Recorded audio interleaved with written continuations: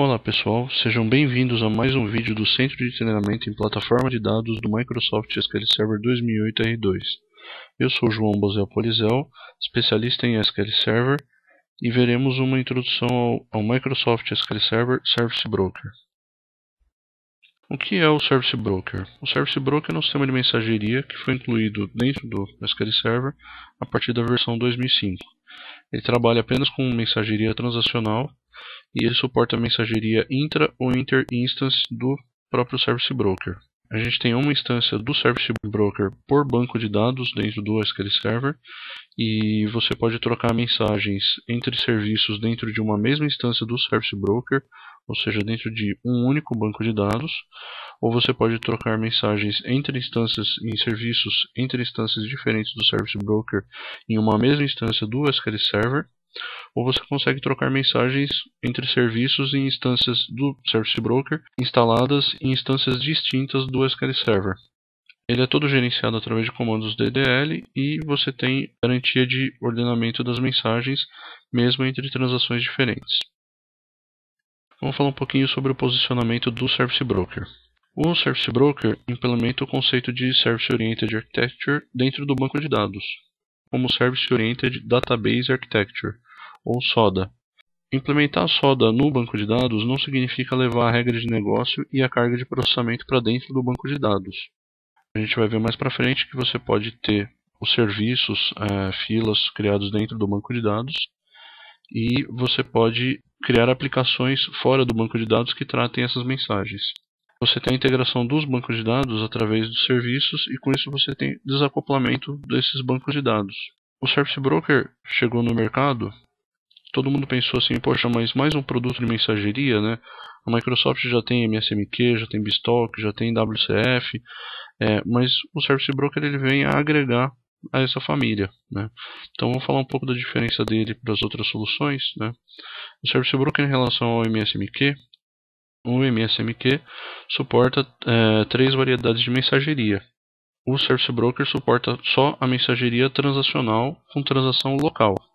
Ele não trabalha com transação distribuída. Em relação ao BStalk, o BStalk implementa workflow e ele serve para integração de plataformas. O Service Broker não tem um workflow nativo e ele integra só uma plataforma que é o próprio SQL Server. Em relação ao WCF, o Windows Communication Foundation, o WCF se comunica usando canais de transporte e o Service Broker se comunica usando filas. Existe um canal WCF para o Service Broker disponível no Codeplex, então é possível integrar o WCF com o Service Broker. Cenários de uso onde normalmente a gente vê o Service Broker aplicado é na programação assíncrona, quando você quer que um trabalho seja feito em background ou postergado. Normalmente são aplicações de cálculos financeiros ou higienização de dados ou qualquer coisa que você queira postergar mesmo, uma carga de processamento pesado. Na parte de Data Push, é o fluxo de dados de uma aplicação para outra, e isso pode ser um registro de log, auditoria, versionamento de dados históricos ou até mesmo popular um data warehouse. Um outro cenário de uso é no workflow distribuído, onde você tem um monte de aplicações independentes processando um mesmo conjunto de dados. Isso pode ser para processamento de documentos, pedidos, estatísticas. E na parte de cliente-servidor, onde você pode ter uma tarefa cuja duração dela não fique limitada à duração da sessão cliente. E nesse caso você tem um desacoplamento entre a disponibilidade de um serviço dos demais. Em todos esses cenários de uso, tem alguns benefícios que a gente vê, né, no uso do Service Broker e alguns recursos que são aplicados. De benefícios que a gente tem no uso do Service Broker é o retorno imediato do controle para a mão do usuário, né? Como a mensageria é assíncrona, o usuário clicou no botão, ele não tem que esperar uma resposta, a aplicação já devolve o controle para ele. Por trabalhar com serviços e os serviços trabalharem de forma independente, você tem um scale-out natural. Você consegue pegar um serviço junto com seus objetos dependentes e levar ele para um outro banco de dados, em um outro servidor, e configurar a troca de mensagens através da rede. Você pode reduzir o consumo de recursos durante o horário de pico, né? No processamento da fila, você define qual a quantidade de threads que vai estar lendo mensagens em paralelo para processamento. E você tem um desacoplamento da disponibilidade do front-end da disponibilidade do back-end. Ou seja, a interface da aplicação pode enviar a mensagem e o back-end, se estiver passando por uma manutenção, não vai estar disponível para processar aquela mensagem vai ficar armazenada até que ele esteja disponível para ler aquela mensagem e continuar o processamento. E você também tem a abstração de serviço, que é outra coisa que ajuda na parte de scale-out. Uma aplicação não enxerga o que a outra faz por trás. Ela só enxerga que aquilo é um serviço. Ela vai fazer uma requisição e ela vai receber uma resposta. De recursos do Service Broker que auxiliam nessas tarefas, nós temos a ativação. A ativação é a capacidade do Service Broker de detectar o recebimento de mensagens e iniciar automaticamente o processamento delas. A ativação ela pode ser interna ou externa. A ativação interna você associa uma storage procedure, um procedimento armazenado, à fila, e uma vez chegando mensagem na fila, o monitor de fila do Service Broker ele vai executar essa storage procedure para que ela faça a recepção e o processamento da mensagem. Na ativação externa, é necessário que seja desenvolvido um serviço Windows que fique aguardando a chegada de mensagens na fila e processe as mensagens assim que elas chegarem. Outros recursos do Service Broker é o transporte confiável de mensagens. Você tem garantia de entrega de mensagens com o Service Broker. São as conversações, que é o controle de tráfego de mensagem de uma ponta para outra. E o locking de conversações, que é a habilidade do Service Broker de bloquear uma conversação para que só uma thread trate uma determinada mensagem. Você pode ter o paralelismo e ele mesmo vai gerenciar esse paralelismo para você. Não vai deixar que duas ou mais threads processem a mesma mensagem. Se a gente olhar a arquitetura do Service Broker bem de cima, o que a gente vê é esse desenho aqui. Na camada de aplicação, a gente tem o Initiator e o Target. O Initiator é sempre a figura que manda a primeira mensagem. E o Target é o cara que recebe a primeira mensagem e manda a resposta. Logo em seguida, a gente vê uma camada lógica que são os metadados dos demais objetos do Service Broker.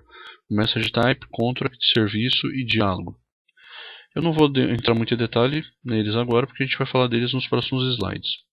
E logo em seguida a gente tem uma camada física, que é composta pela fila, a camada de transporte, que seria o protocolo do Service Broker. Ele não usa o protocolo nativo do SQL Server, ele usa o próprio protocolo dele. Para a gente construir uma aplicação, a gente tem que sempre falar de DDL, o Data Definition Language. Falando de DDL e Service Broker, a gente tem o objeto central do Service Broker, que é o serviço, o service. O serviço é um endpoint lógico para recebimento de mensagens. Sempre quando a gente está trocando mensagens entre um initiator e um target, a gente nunca manda mensagem para uma fila, a gente manda mensagem para um serviço. O serviço, por sua vez, ele é associado a uma fila, queue. A fila, sim, é um endpoint físico para receber aquela mensagem.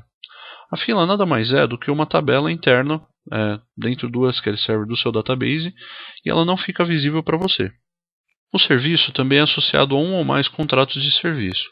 O contrato define quais são os tipos de mensagens que podem ser trocados através daquele serviço e quais das pontas do diálogo, o initiator e o target, que podem mandar aquele tipo de mensagem. Logo em seguida, a gente tem o tipo de mensagem, o message type, que é um objeto que define a validação da mensagem que está sendo trafegada. Esse tipo de validação ele pode ser binário ou sem validação, XML ou um XML com schema collection, que seria uma mensagem XML aderente a um XSD. No SQL Server 2008 foi introduzida uma nova feature que é a prioridade da mensagem. A Message Priority é definida como um objeto dentro do banco de dados também na camada de metadados. Você define ela com o comando mesmo create broker priority. A prioridade varia entre 1 e 10, sendo 5 o valor padrão dela. A prioridade pode ser definida com base no nome de serviço local, nome de serviço remoto ou contrato. E ela pode ser associada a um endpoint de conversação ou à própria mensagem que está sendo trafegada. Essa foi só uma introdução rápida ao SQL Server Service Broker. Aqui tem algumas referências para quem quiser estudar um pouco mais a fundo essa feature magnífica.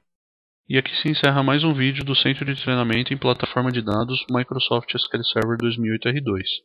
Meu nome é João Bosel Polizel e eu apresentei uma breve introdução ao Microsoft SQL Server Service Broker.